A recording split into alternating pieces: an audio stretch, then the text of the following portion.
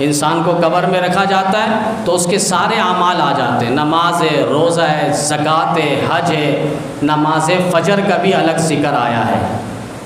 کہتے ہیں پھر حضرت مولانا مفتی سرور علی خان صاحب رحمہ اللہ فرمانے لگے کہ میں نے ایک رات خواب میں ایسے ہی دیکھا کہ میں مر چکا ہوں، مجھے قبر میں رکھا گیا اور میرے سارے اعمال جو میں دنیا میں کر رہا تھا وہ قبر کی دہلیز میں میرے سرانے وہ پہنچ رہے تھے اعمال۔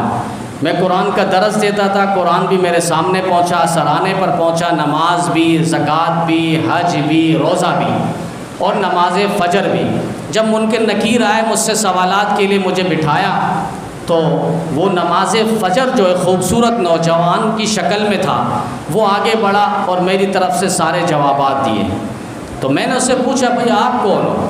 کہا انا صلاتک الفجر، میں آپ کی نماز فجر ہوں۔ اور ہمیں یاد ہے جب ہم وہاں پڑھتے تھے حضرت شیخی و سندی مولانا مفتی سرور علی خان صاحب رحمۃ اللہ علیہ، اللہ انہیں غریق رحمت فرمائے، وہ فرمائے کہ ان کو ہم نے خود دیکھا ہے کہ وہ نماز فجر میں بڑے چاق و چوبند میں، اتنی بیماریاں ان کے اوپر اور اتنے اثرات ان کے اوپر، لیکن وہ سارے اثرات کو بالائے طاق رکھتے ہوئے اور ساری پریشانیوں اور بیماریوں کو بالائے طاق رکھتے ہوئے نماز فجر میں مصلی پہ پہنچتے اور 20 منٹ سے پہلے وہ فجر کی نماز ختم نہیں کرتے تھے۔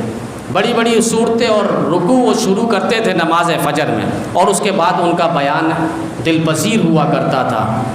اسی کا نتیجہ ہے بیٹے نے خواب دیکھا، مولانا انور شاہ نے، اور بیٹے نے خواب میں والد صاحب کو دیکھا انتقال کے بعد، تو پوچھا ابو آپ کے ساتھ اللہ تعالیٰ نے کیا معاملہ فرمایا؟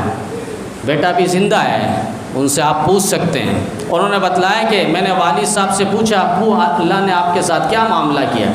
کہ میرے انتقال کے بعد میں اللہ کے حضور پیش ہوا تو اللہ تعالیٰ نے مجھے بلوایا اور کہا زرولی تجھے کیا چاہیے؟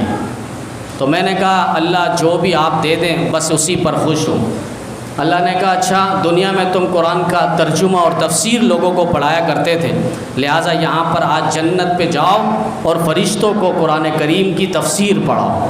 اور اپنے بیٹے کو کہا بیٹا اس لائن پہ لگے رہنا، اگر یہاں آنا ہے، اگر یہاں آنا ہے تو قرآن کے ساتھ، قرآن کے احکامات کے ساتھ، تفاسیر کے ساتھ جڑے رہنا، اگر میرے ساتھ یہاں پر آنا ہے۔